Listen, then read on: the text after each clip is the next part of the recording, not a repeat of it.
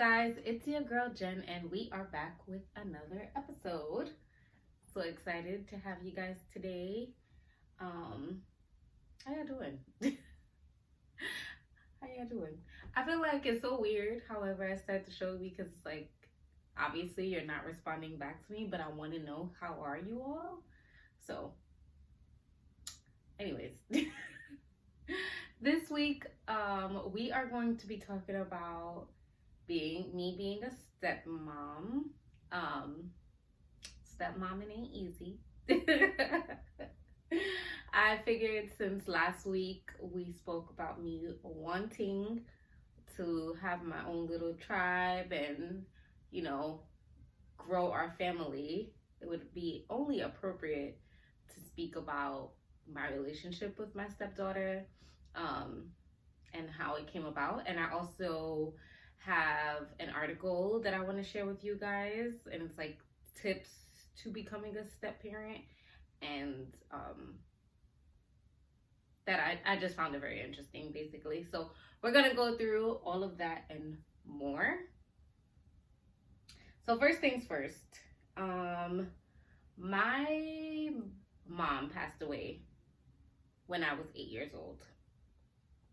However, my parents had already been separated by the time I was like 1.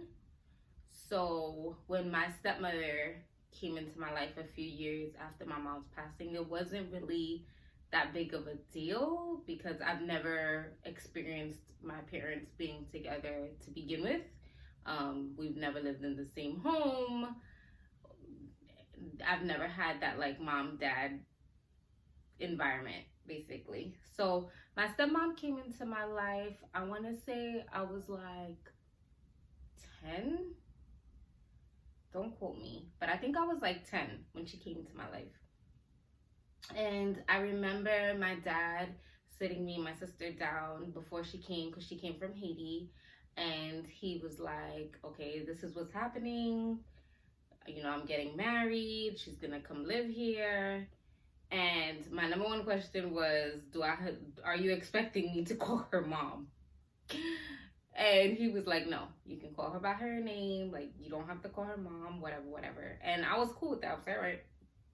It was weird, obviously, because there's like a cultural difference. She had never been to this country before. And so, you know, it was just a little awkward, but I feel like she was great in the sense that she never pushed me or my sister. I'll speak for myself. I won't speak for my sister, but I don't feel like she ever pushed me to act a certain way or be a certain way. She just came in and was like, this is how y'all move. This is how I'm moving. You know what I mean? She didn't really try to like regulate or set any rules or expectations. And I really appreciated that at my younger age, because I remember, so I grew up in a family home. It was my dad, my sister, my cousins, my aunt, my uncle. Like, it was a 3-family home. All of us lived in there. And after my mom died, people will always give comments like, oh, you should call your aunt mom because she's taking care of you, which she was. I would never negate that. My aunt was definitely, you know, the bonus mom for me growing up. And I love and I appreciate her. And sometimes I call her mom. But I didn't like the fact that people tried to force it on me. I thought it was very inappropriate. I thought it was disrespectful to my mother. And so I really like resented that for a long time. And I would be so pissed off when people would say that to me. So I was like super adamant with my dad about letting him know that I did not plan on calling this woman my mother. Okay. So now fast forward, I'm like 12, 13 maybe. Yeah, I think it was like around then. maybe I was a little older, but I think it was like 12, 13. And my stepmother left. She left my dad. She left the house. She moved to a whole nother state, started a whole new life. And even though she tried to keep in contact with me, I have to be honest, I didn't care too much. Also, I think it was like my age, you know. I was a preteen teenager. I'm in my own head. I'm only thinking about my friends, you know, little boys, okay? So I wasn't interested really in keeping a relationship with her. And after a while, it just kind of sizzled out and we stopped reaching out to each other. And honestly, it wasn't until recently when my dad passed that we started to speak again. But I would say throughout this, my whole like memory of her, I really appreciated that she didn't force anything on me. It was just very like go with the flow, whatever you do and I'm doing. Um, but she always was very like generous with me. She always like bought me gifts and, you know, loved on me, like things like that. She was very like forthcoming, you know, she would talk to us, um, and things like that. So I appreciated that. So that was my experience with having a stepmother, which I feel like maybe not a lot of people get to experience. I haven't really experienced many people with bonus parents, so that's just, you know, my journey. Now, cut forward to meeting my now stepdaughter. I remember meeting her, and I honestly didn't think much of it. Like, I was appreciative, I was grateful, I knew it was a big deal for him to bring her around me, don't get me wrong. But at the time, I wasn't thinking like this is gonna be my husband, this is gonna be my future daughter. So really and truly, I just kind of treated her like every other child around me, like all my nephews. I always loved kids and being around them. So I feel like we just connected off of me being me. You know what I mean? Like playful. I used to take her out, like set scheduled dates for me, her, and her dad, and things like that, because I wanted to spend time with him. I wanted to spend time with her. And so I made it a priority to make her a priority, which I think ended up being great for our personal relationship because it was never a time when I would say that she can feel like I didn't care. You know what I mean? Like from day one, I was interested in whatever she was interested. I was asking questions. I would play around with her. I would joke with her, like all the things, you know? So I think that's what really helped us to develop our relationship. And it was genuine. I wasn't trying to do it to impress her father or anything like that. I was doing it simply because I just love kids. And I'm addicted to children, especially when they're, you know, so cute. Like she was so cute and she was little. She was 4 years old and I had not really been around girls much because I have so many nephews. And she just had these chubby cheeks and she was so smart and so beautiful. And I just wanted to be around her and a part of her and all the things. And so I remember there was a time when we were at a restaurant for my aunt's birthday, and she must have been like 5, maybe like, yeah, like 5, 6. And she was at the restaurant. She kept calling me mommy, mommy, mommy, mommy, mommy, like she was playing around. And immediately I tensed up. I did not like it. I was like, nope, that's not my name. What's my name, Ava? That's not my name. What's my name? And I remember like literally going back and forth with her.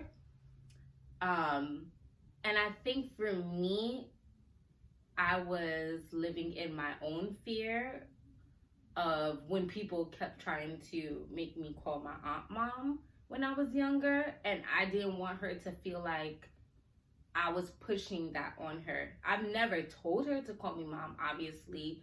That was something that she came up with all on her own. But in that moment, I felt like I had to control the situation.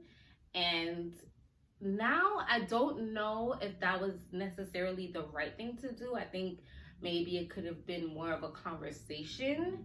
But at the time, I can admit that I did not have the language to communicate with her about that topic, and it just shut me down. I was very like afraid. I'm not even gonna lie, I was just afraid because I had not planned to be a stepmom. I wasn't planning to marry her father at the time. It was still new-ish. We were probably together for like a year and a half at that time. And so for me, I was just like, I need this little girl to know that I'm not her mom. Like, I need her to know that she has one mom. Her mom is still in her life and it's not me. And I still don't know if that was the best decision. I don't know if that ever altered something in her brain. I'm hoping that maybe one day in the future, if she remembers, that we can have a conversation about it when she's able to articulate her feelings. But I feel like that was the start for me of realizing that I'm playing a bigger role in her life than I had initially thought I was playing, because now I'm around her all the time and she's seeing me as this figure in her life, where I was just looking at it like I'm just another adult in her life. So that was really scary, but that was my first moment of realization, of realizing like, all right, Jen, you gotta take this shit seriously. So I found this article on today.com and it goes through steps to, it was like 17 things I wish I knew before becoming a stepmom. I'm not going to read all 17. I'm going to go through some of them that I felt like really resonated with me. So the first one is, before you become a stepmom, make sure you can handle this unavoidable truth. Ask yourself, can you handle not being the priority in the relationship and number one to that partner? Are you okay with not being the priority because they have children?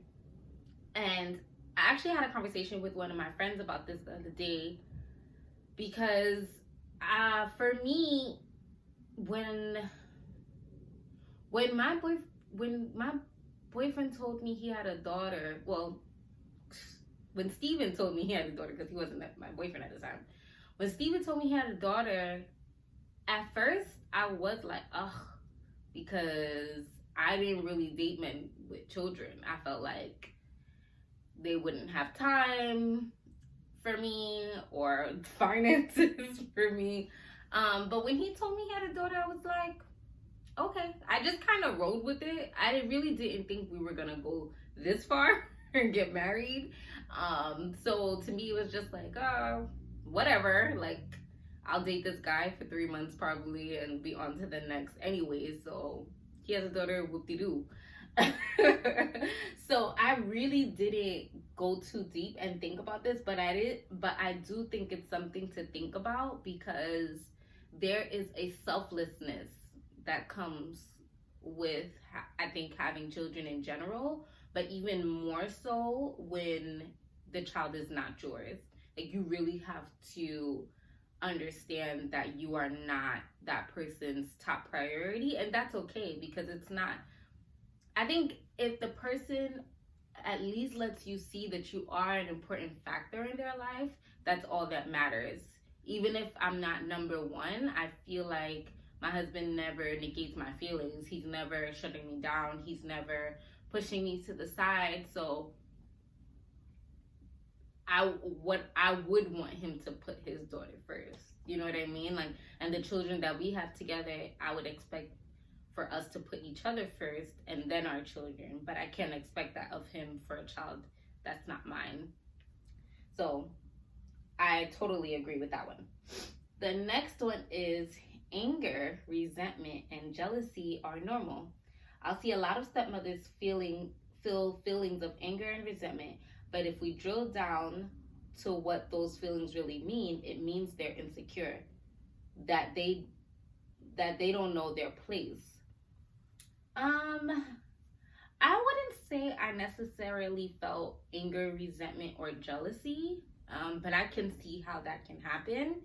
I remember we, I remember we went on a family vacation, and I thought that the family vacation, like, we would have some date nights and then spend the days with the kids, but it became very evident that that was not on my husband's to-do list. At this time we were boyfriend and girlfriend, and it was just, I don't know if you ever been on a cruise, but the rooms are small, okay? So it was me, him, Ava, his niece, and we just took all the kids, like, we just took all the kids all the time. And I literally felt like I was their mother. And we would go off the beach, or like, on the beach, and we would go places and people would be like, oh, you have a beautiful family, your daughters are beautiful. And obviously I went along with it, like, oh, thank you, yeah. But in my head I'm like, I am 20, I think I was like 27, 28 at the time. I ain't got no damn kids, you know what I mean? Like, I was like, I don't want to be looked at like I got 2 kids already. And so that trip was a lot for me, and I remember coming off of that trip and telling my husband, I remember telling Steven, I'm just gonna call him by his name. I remember telling Steven at the time, like, I don't think I have the necessary patience to have children, and I think you are going to have to realize if you're going to be okay with not having more kids if we stay together. At that point, I was like, nah, I'm not doing this, because the trip was so overwhelming for me. I had never experienced anything like that before, and I've never had to be literally like a caretaker. And I think the trip was maybe like 4 days, 5 days, but it felt like forever to me taking care of them kids, okay? It was a lot. And then it was like, I didn't get to enjoy the trip at all, because we were in the room by like 9 o'clock having to go to bed because there's nothing for the kids to do after hours.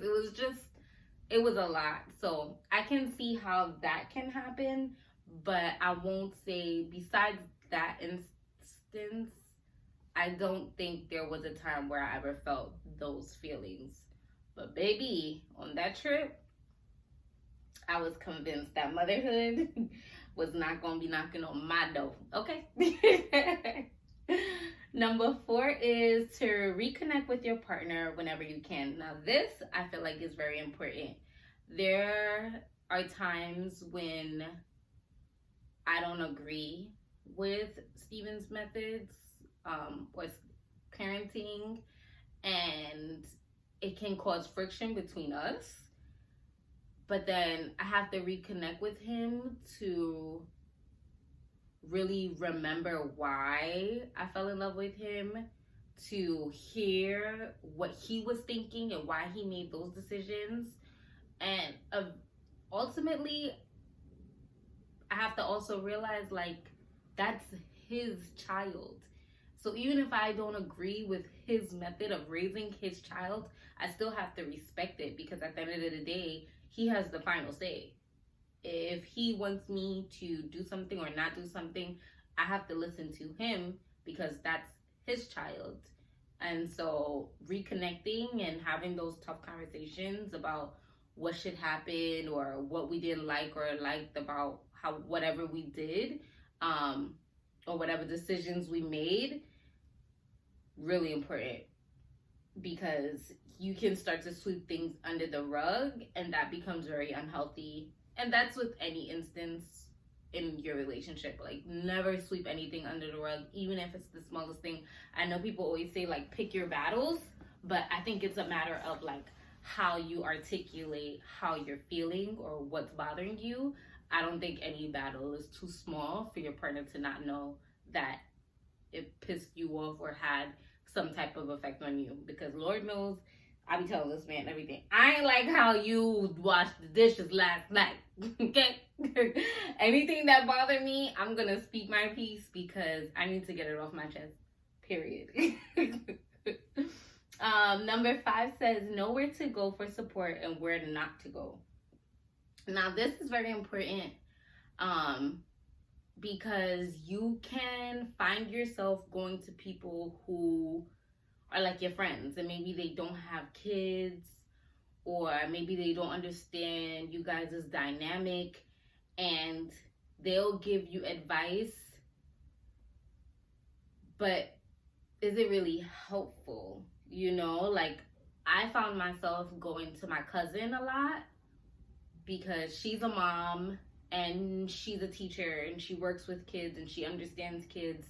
And so whenever I felt confused or like I wasn't doing the right thing, or maybe I was confused about something with Ava, I would talk to her like, am I doing this right? Does this sound normal for kids of her age? And things like that, because you don't know what you don't know, right? I've never been here before. So being able to go to her and have her break it down for me, and like, for example, I remember this one situation where Ava kept pointing at this guy. She kept pointing at this guy because he had the Palm Sunday leaves on his, or Good Friday, I don't know, whatever. He had the leaves on his forehead, but I can't remember when it was. And so, oh my God, I'm a Catholic. I should know these things. But anyways, she kept pointing and I had explained to her what it was. And she was like, oh, okay. So then the guy got on the elevator and she points at him and she said something like ill or was that or something. And I put her hand down and I was like, don't do that. And when we got off the elevator, I was like, that's not nice. You're not supposed to do that. Don't point at people. I already told you what it was. You didn't have to point at him again and whatever. And she started crying. And I was telling my cousin the story. I'm like, I didn't mean to make her cry. I just wanted her to know like what she was doing was not right. And my cousin she just explained to me like, don't be embarrassed by children because kids are kids and they're gonna do things because their little brain doesn't understand.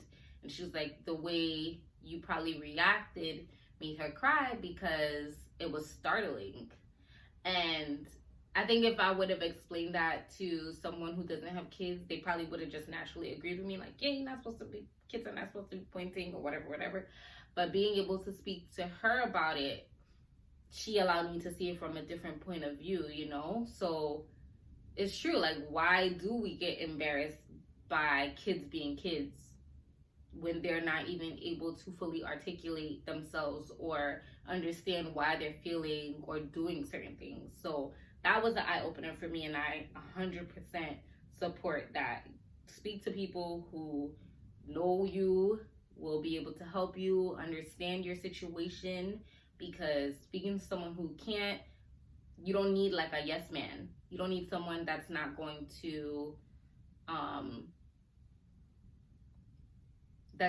show you a different side. You know what I mean? You need someone that's going to be like, well, did you think about it this way? Or did you think about yourself when you were her age, and situations like that. The next one is, when you do meet the kids, take it very slowly. Again, I would not say I did that because I wasn't thinking about being a stepmom. I was just thinking about her being a child in my life and doing the same things with her that I would do with my nephews or any other child that I love, that I keep around me. So I would say if the child is older, or if you meet them and that's the direction that you know you want to go in with your spouse, definitely take it slow. I think I got lucky. And especially if they're older, I got lucky because she was younger, but if they're older, I would highly suggest taking it slow, especially with teenagers, because only the Lord knows about them. This one is very important. It says, remember that these kids are grieving. So there was this one time I was helping Ava with her homework, and it was just me and her in the house, and I'm helping her with her homework, and I'm like, oh, I think it was like spelling or something or reading, and she was getting so frustrated. And I was like, all right, you want to take a break? We'll take a break for like 10 minutes and then we'll pop back in. And she was like, all right, we'll take a break. And she went to the bathroom and was bawling, crying. And I was like, what the hell? It's like, what did I do? I was mad confused. I'm like, did I push her too hard and whatever? So I let her cry. I let her get it out. And I was like, when she calmed down, I was like, why are you crying? And I was like, did I do something? Is it the homework? Is it too hard for you? And she was like, I just want to live with my mom and dad. And her parents hadn't been together since she was like 2. So really and truly, I don't even know if she remembers them being together or if it's like always seeing mom and dad, families. But that broke my heart because even though, obviously I have nothing to do with their separation, I felt like I was like some type of side chick or something. Like I'm the one that broke up the family. It was so sad and hard. And in that moment, I had to realize that she was grieving. She was grieving a life that she didn't even know. You know what I mean? Like, and at this time, she was probably like 6. So you would think like a 6-year-old, they don't realize or they don't know. But one thing I know for sure about her, she's always been very aware of the fact that she wants a traditional family. And she's now more open to what her actual family looks like. And I would say after we got married, that kind of switch has happened. And I'm sure we'll probably go through another wave. But at that moment, I had to realize like, oh, snap. She's grieving her parents in a way that I don't even know if they know. And that was another conversation that I had to have with Steven because I was like, you need to talk to her. You need to let her know that you're here for her. You need to reassure her. Like, these are the type of conversations you're going to probably have to keep on having with her because she was, after that, it was like continuously having these episodes of not wanting to have a blended family. And so even though that was really hard for me because I'm like, I'm here doing my best. I'm like taking care. I'm thinking I'm doing everything that I need to be doing. It's not so much that it wasn't enough, but this was her own way of processing everything that was going on around her. So definitely they're grieving and you got to take it easy and just be there to support. The next one, hold on. Okay, the evil stepmother trope is hurtful and unfair, so dismantle it. I feel like that's the reason why I don't like being called a stepmother. I'd much rather be called Jenny. Like, you don't need to really call me a bonus mom or a stepmother. Like, I'm just Jenny to her because there's so many like negative connotations about being a step parent, and I feel like I really love her. Not feel like, I know I really love her, but I really practice like being the best version of myself to her and supporting her and showing her that I love her. So whenever I hear like negative things about step parents, I don't even want to put that out there. I don't even want to be a representative of the step parent community. You know what I mean?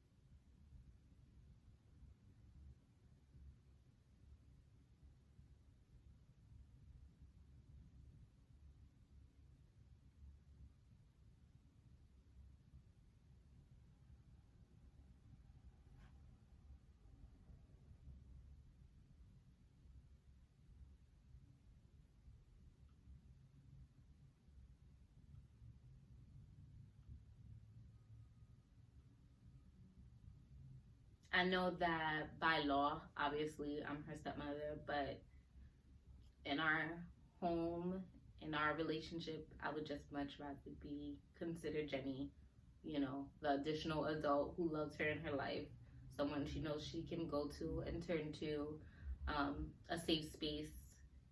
And I'm not saying that step parents can't be that, obviously. um, but I don't know. The term has always gotten a bad rep, and I don't know how to go against that. I don't know how to break that reputation. Um, I guess I'm doing it, but I don't know. I'd still rather not go by that title. All right. 2 more. Show the kids how much you care, even if they don't seem to appreciate it. I know this one can be tough. It's been tough for me. I've experienced this a lot. There are times when I buy her something and I'm so excited to share it with her, and she's just like, girl, we are not impressed. And I'm like, okay, it almost makes me feel like, why am I doing this? Why am I even bothering? But at the end of the day, I just hope that when she gets older, she can remember those moments, those small moments that we have together, and appreciate that and appreciate my effort, because I do it from my heart. You know what I mean? It's not like something I feel like I'm forcing myself to do. It's not something that I feel like I need to do to be on her good side. I'm definitely not one of those people in general. So whenever I do something for anyone, it's like generosity. It's coming from a place of love. But I have come to the realization that it may not always be received or received well, or she's still young, so some things she probably just don't care about that I think is like a huge deal or I'm so excited about, and she's like, girl, this does not tickle my fancy. So I just hope that in the end, in the long haul, in the future, that she's able to look back and realize that it was just me being genuine, and it's not like a facade. It's not me trying to put on this face. I hope that she can sense that Jenny is a honest, loving, caring human being in her life that really values and loves her. That's really important to me. And the last one, it says, realize that rewards will come later in life. I would like to add to that they may not come at all. I can imagine that my stepmother probably felt like she was never rewarded for all of her effort.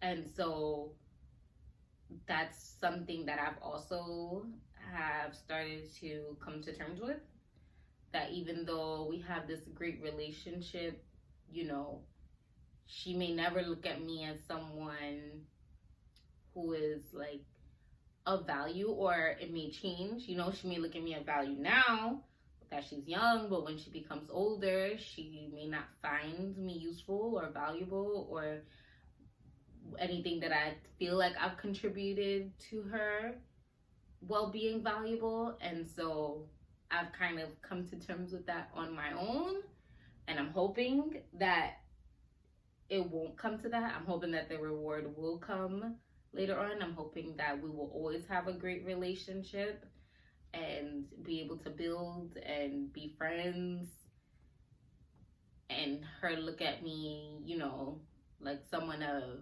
importance in her life. But like I said in episode 1, part of being a step parent is realizing that you can love this child till the end of you and they may never love you back.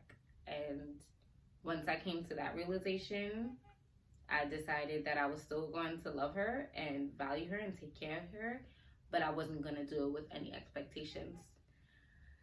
And it's a hard pill to swallow, but I feel like it's the same one you have to do with your own children. You have to know that you're going to pour into them, you're going to love on them, you're going to do all the things that you think are good, that you think that they will love and appreciate as they get older.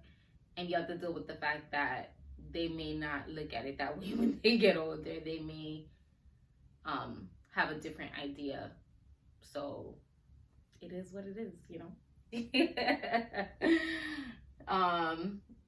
Hard pill to swallow, but I would say that it's worth it at the end of the day, because I love that little girl, okay?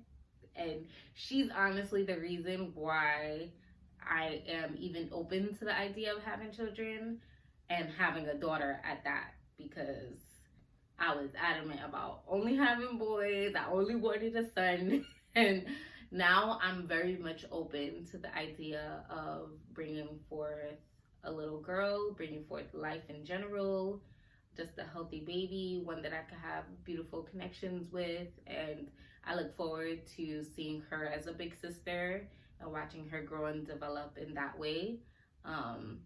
And I'm excited for our journey together, and as Ava and Jenny, and to see how our relationship continues to evolve and grow in the future. So we are going to stop right there. And the question of the day for today is actually going to come from my Instant Bond game. Don't forget that you guys can purchase this on Etsy.com. The link is in my bio, on my Instagram page, InstantBondPod. And don't forget to follow us on Instagram at InstantBondPod, or on TikTok at InstantBondPod. And the question of the day for today is under the self category. And it's what are you most afraid of? And I'll answer it. I know I never really answered the questions of the day with you guys. But I would say for me, my thing that I'm most afraid of, and relating it back to today's conversation, is me and Ava not having a great relationship in the future. That is my biggest fear. I also fear that she will maybe resent her father after we have kids and build our own family. That's a huge fear of mine. So I'm working on it. I'm working on not thinking about it too much so that I don't bring it into fruition. But I would be lying if I say I don't think about it and that I don't fear it. So those are my fears. Be sure to think about that with yourself. It can be what you're most afraid of with anything, whether it be your children, your career, your journey, your future, anything. And journal about it. Maybe talk about it with your spouse. And I'd also love to hear about it if you want to write me on Gmail, InstantBondPod@gmail.com. As always, thank you guys so much for spending some time, energy, and space with me, and allowing me to be in your space and share energy, which I don't remember if I said. I appreciate it all. And if I don't speak to you all, I hope that you have a happy Thanksgiving and a happy holidays. Love you guys. Bye.